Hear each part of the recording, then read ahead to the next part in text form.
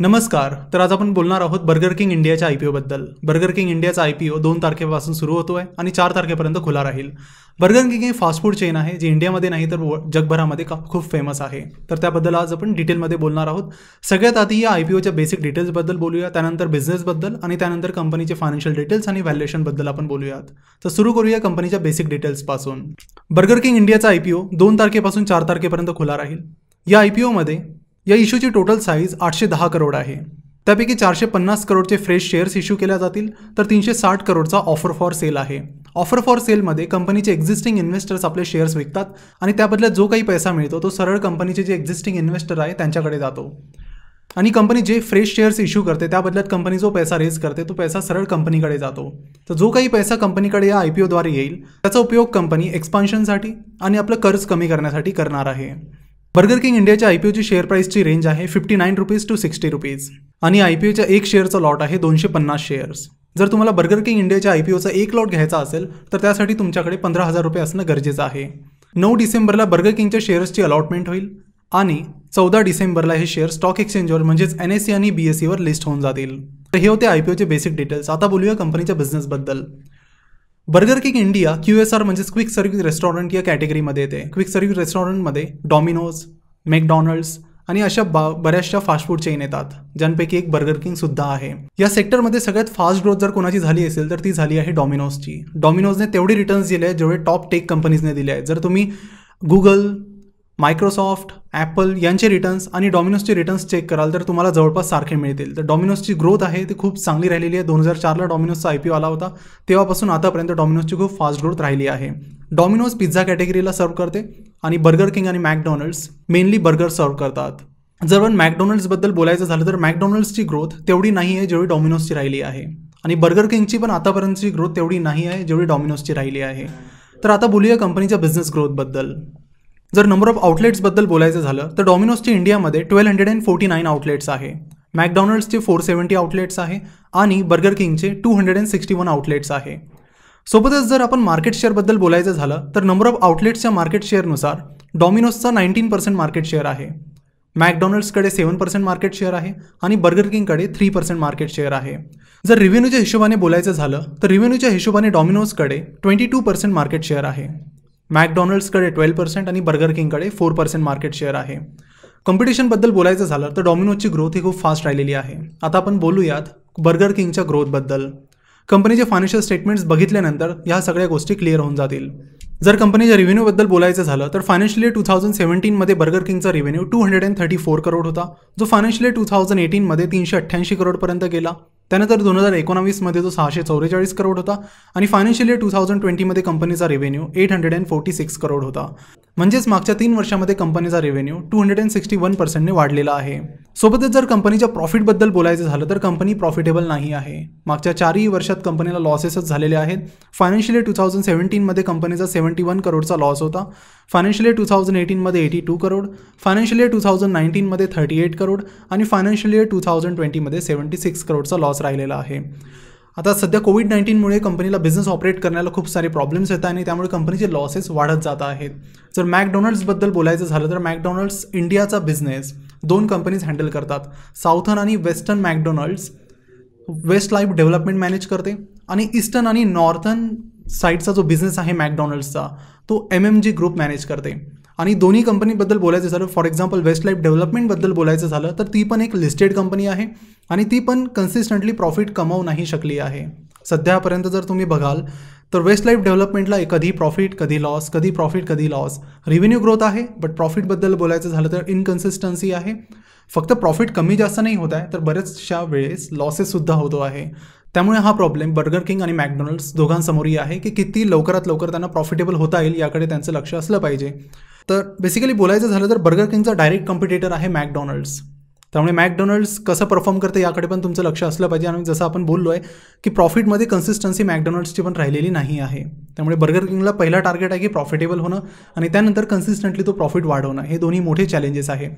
आता प्रॉफिटेबल नाही आहे कंपनी, त्यामुळे व्हॅल्युएशनमध्ये पण प्रॉब्लेम येतो. तुम्ही व्हॅल्युएशन कंपनीचं काढू नाही शकत जर कंपनी लॉस मेकिंग असेल तर, कारण कंपनीचा प्राइस टू अर्निंग्स रेशो निघणार नाही, PEG रेशोसुद्धा निघणार नाही आणि जर कंपनीचा प्रॉफिट नाही आहे, पॉझिटिव्ह कॅश फ्लो नाही आहे तर DCF मेथड पण तुम्ही अप्लाय नाही करू शकत.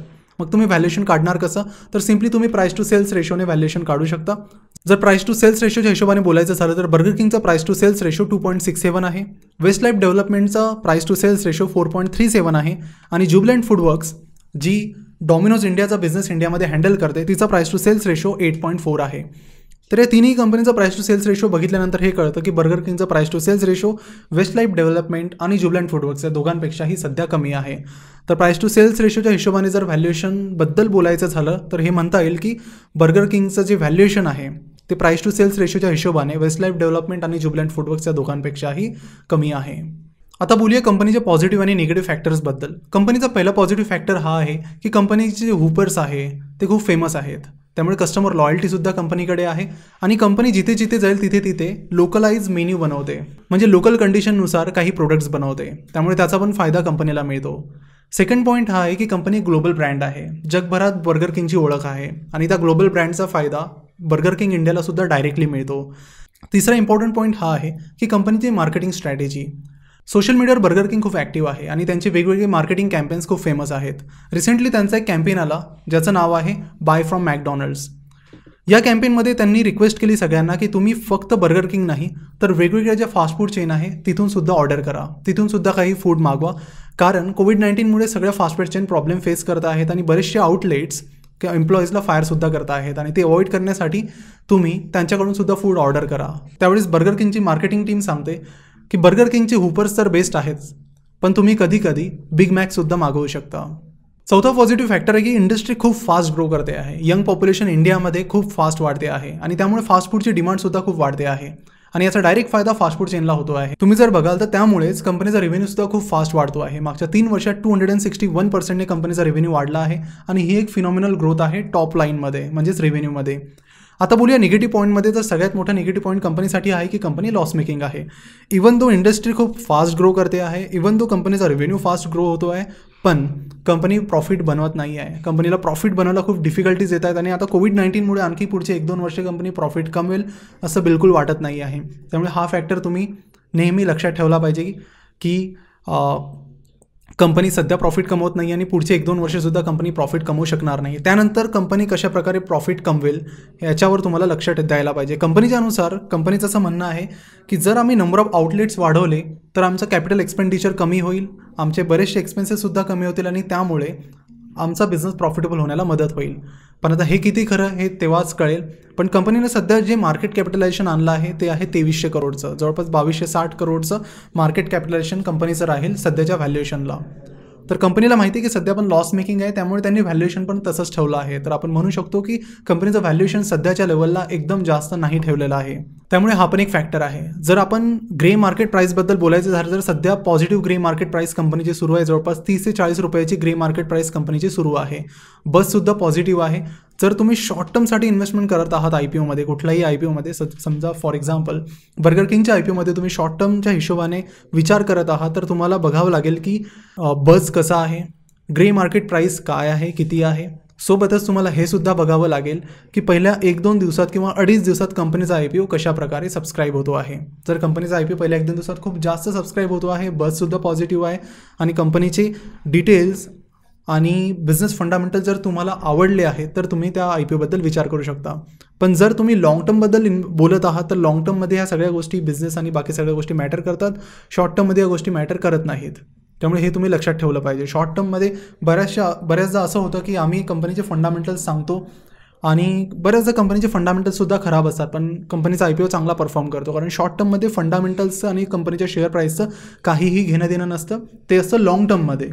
त्यामुळे शॉर्ट टर्ममध्ये तुम्हाला क्रेज, बस काय आहे, बाकी गोष्टी कशा आहेत याच्यावर लक्ष द्यावं लागेल जर तुम्ही फक्त लिस्टिंग गेनसाठी कुठल्या IPOमध्ये इन्व्हेस्ट करत आहात तर या सगळ्या गोष्टी तुम्ही लक्षात ठेवा. मार्केट कॅपिटलायझेशनबद्दल बोलायचं झालं किंवा व्हॅल्युएशनबद्दल बोलायचं झालं तर ओके व्हॅल्युएशन आहे. जनरली व्हॅल्युएशन IPOमध्ये खूप जास्त असतं, जे की बर्गर किंगच्या केसमध्ये नाही आहे. जास्त व्हॅल्युएशन आम्हाला वाटत नाही आहे आणि कंपनीचे बाकी डिटेल्स बघायचे झाले तर ते सुद्धा स्ट्रॉंग आहे. फक्त एकच मोठा प्रॉब्लेम आहे की कंपनी लॉस मेकिंग आहे, प्रॉफिट कमवत नाही आहे. त्यामुळे जर तुम्ही मॅकडॉनल्ड्सचं पण बघायचं झालं इंडिया बिझनेस तर त्यांचा पण कधी प्रॉफिट कधी लॉस, जर असंच चालत राहिलं तर पुढे जाऊन कंपनीला प्रॉब्लेम येऊ शकतो. तर ह्या सगळ्या गोष्टी तुम्ही लक्षात ठेवायला पाहिजे. तर सध्या इथेच थांबूयात आणि व्हिडिओ कसा वाटला नक्की कळवा. खाली कमेंट करून तुमचं मत काय आहे IPOबद्दल आम्हाला नक्की कळवा. आणि पुढच्या पार्टमध्ये म्हणजेच येणाऱ्या 2 दिवसामध्ये आणखी एक व्हिडिओ तुम्हाला मिळेल जिथे आम्ही stock market for beginners he series पूर्ण करतो आहे. त्याचा पहिला पार्ट 2-3 महिन्याआधी आलेला, दुसरा पार्ट 2 दिवसानंतर तुम्हाला भेटून जाईल. आणि ही सिरीज खूप कंटिन्यू करणार आहोत आम्ही. पार्ट 3 पार्ट 4 येईल. सोबतच म्युच्युअल फंड, बॉन्ड मार्केट आणि बाकी बऱ्याचशा सिरीज इथून पुढे तुम्हाला मिळतील. तर स्टे कनेक्टेड अँड आमच्याशी जुळल्याबद्दल तुमच्या सगळ्यांचं खूप खूप धन्यवाद.